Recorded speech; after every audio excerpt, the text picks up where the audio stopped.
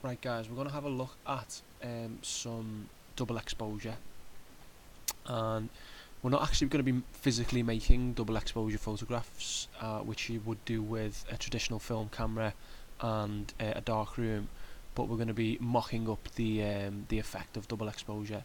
I'm not going to go into the history of double exposure or even really go into exactly what it is and how it was originally produced. Now, if you're interested in that, have a little Google, do a little bit of research. But what I will say is that the effect is this one that you can see on screen, where you get two images that kind of intermingle with one another, and it often works quite successfully with portraiture. And we're going to be having a look at how you might bring this into your commemoration project. So we can see here I've made a double exposure image of the actor Paul Walker, who passed away last year. I've kind of intertwined his portrait image and an image from the film franchise for which he was famous, The Fast and the Furious, and I've also put a little bit of text down at the bottom there.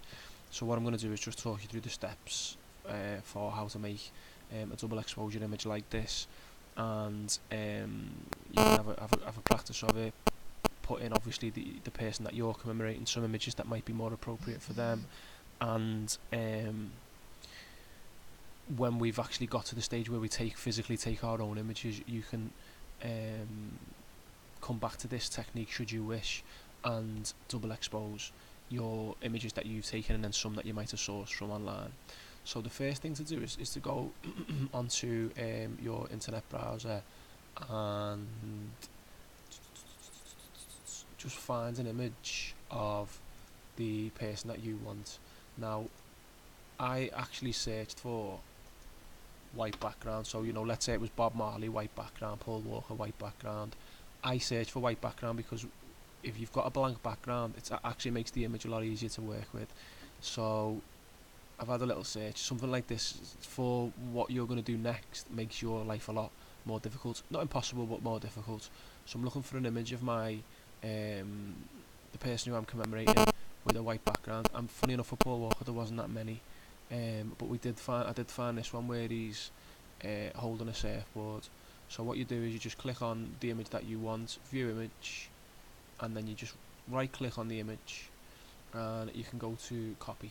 Okay, and then you go into Photoshop and you just go file, new, okay, and then control, which is the bottom left key on your keyboard, and V for Val, V for Victor Valdez. And once you've got that, what I'm going to now do is I'm going to crop this image. So I'm going to just get the neck and head of Paul Walker and the white background that is behind the neck and head. I'm going to go Control C, and then I'll go File, New, OK, and Control V. Now I actually want the image to sit into a bigger canvas, so what I'm going to do is I'm going to go to Image, Image Size, and I'm going to go Canvas Size, and instead of it being 17 by 17, that was surprised me that it's almost perfectly square what I went for there, but nevertheless, instead of it being 17 by 17, let's make it 40 by 40, so we will go for a perfect square. Okay, and if I hold Alt and scroll out, I can now see how big my image is, and the background has gone black because of the colours that I had selected down here. So if I just go to the eyedropper tool, which is here, eyedrop on that just off white background, so it's now one of the colours that I've got selected here, and I'll go to my paint bucket tool, which you may find hiding behind this icon, the gradient tool. So I want paint bucket, so I just click and hold, get the paint bucket. Because I've got that white selected, it will kind of pour the paint of that colour. But if you haven't used the eyedropper already, you can actually hold Alt with the paint bucket tool, and that becomes the eyedropper then, and you can select the colour that you want to paint in. So I've got that white background painted in now. Now the next step that I'm going to take is actually going to use a paintbrush, and I've got the right colour selected, so now I'm just going to make that a bit bigger. It's about right, and I'm going to look at its softness. So I want it to be 100%, well, 0% on hardness and 100% soft, as it were. So I'll get a nice soft edge to this paintbrush. I'm just going to click on that layer, onto the Paul Walker layer. I'm just going to paint over these corners. So I'm just getting rid of any of the areas of this image that I don't want, and I might make that a little bit smaller as I come and do this neck area. So I'm just cutting out any kind of sharp edges or lines that might impact on this image. And I'll go and get that little bit of the surfboard as well, make that a bit smaller again. Just see that bit of that kind of ridge of the surfboard was having an impact there on the image. I'm pretty much happy with that. Next thing to do, I might make that a little bit bigger, that Paul Walker image. So I've got the image selected. I'm just going to go on the move tool. If you don't see those little squares around it, you need to select show transform controls. I'm going to hold shift, which is the just above control, so second up from the bottom left hand key. That constrains proportion, so it doesn't make Paul Walker's head any wider than it should be or any taller than it should be. We're just enlarging it but not changing the proportions. So once I've got some proportions that I'm happy with, which I am those, I can just hit enter. That seals off that job, and then I'll go and get another image from online. This time I'll go for I'll just search Fast and Furious.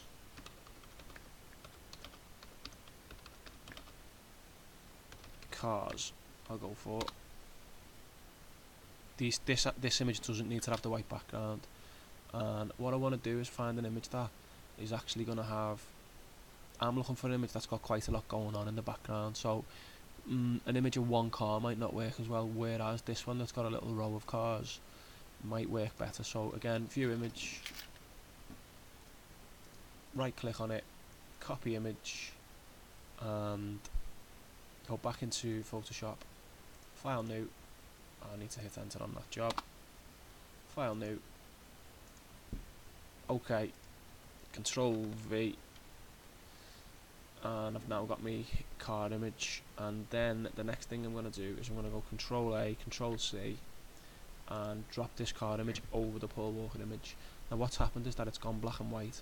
That's because the image that I've dropped it into, the Paul Walker image, is a black and white image. So there's a number of ways to get around it, but a nice and quick one is Control A, which is select all, Control C, which is copy. Yeah, I'm going to leave it with that.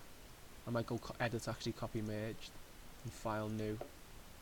This time, instead of this being colour mode being grayscale, I'm going to drop that down to RGB colour. So now, Control V to just paste that in. Now when I go back to my car image, Control A, Control C to copy, select all and copy. Now when I paste it with Control V, I've got the coloured image that I wanted. And again, I'm going to hold shift, just scroll that down to an appropriate size. Let's go to here. Yeah, I'm happy with that. Yeah, I think I am. And now I'm going to change the blend mode, which is just here. Drop that down and go to lighten. Okay, and now I've got this image sitting behind Paul Walker, and you can have a little play around with where you sit your image. So I want maybe some of that wheel near the ear, do I? Or yeah, I want to see as much of those cars in his hair as I can. So I might even make the image a bit smaller, so I can see more clearly that they are cars. It's up to you to have a little play around at this stage, and then I can drop that image in by hitting enter, and there you go. Now, I think I'm a little bit unhappy with like how recognisable he is, or how unrecognisable he's become. So what I'm going to do is I'm just going to go on to, I'm going to stay on that car layer, the layer with the images of the cars.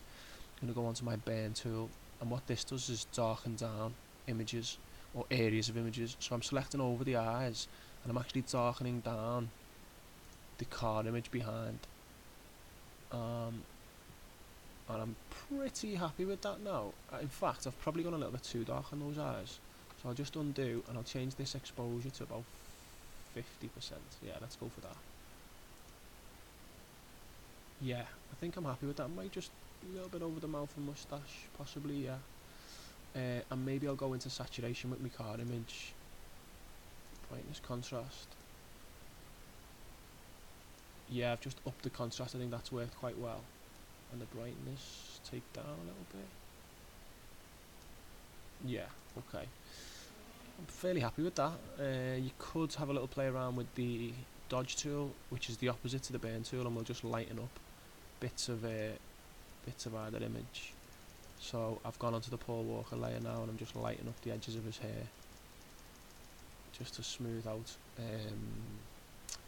the outline. And that's pretty much your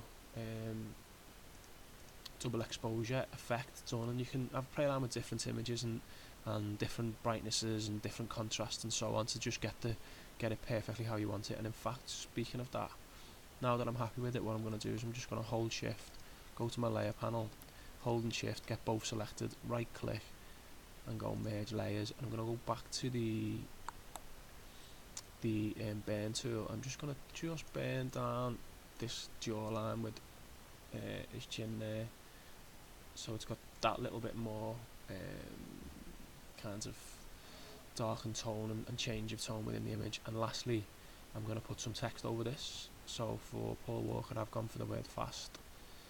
You can change the size of your text up here. It only allows you to go to size 72. So I'm going to write fast, and let's just change this to, I want Annie BT, so I'm going to go fast. F-A-S-T. Can't see it because it's in white, but if I use my eyedropper, I can go and get the colour of his skin there, and my text has changed. Now, I don't really like that font, and I don't like the size, so it only goes up to 72 on here. But what I can do is make it 172 or 272. So that's a bit better in terms of the size. I do quite like that font actually, but I'll go back to the one that I used originally. Just scroll, you've got your text tool selected. Don't know why that doesn't want to move. There you go, text tool selected here. Scroll over your text and then go have a little scroll around in your, well, they've all got little samples next to them. So I want quite a sort of decorative, classy font, because obviously he's passed away in it. It's a font that we might often associate with somebody who's passed away. So I'm going to go for fast. I've just noticed, hold out and scrolling, I can see a bit of a straight line there which I didn't want. So I'll go back onto my Paul Walker layer, get my white paintbrush again, and just go over that line a bit. And then I'll go back onto my fast layer, take that up, hit enter. So that's all done. And now the very last step I'm going to take, I think, is to just use my burn tool again. Burn. Got to rasterize the layer, which is okay. And I'm just going to, on the actual text, just going to darken down just the base of it. So I just get a nice little change of tone within the text as well. And I might even, again going with the opposite tool, might even just lighten it up as it goes up to the top. So I'll get a nice graduation of tone within my text. And that's about it really in terms of this tutorial. Have a little go with that, and you know, pick up that skill and see whether you can bring that into effect on your own commemoration.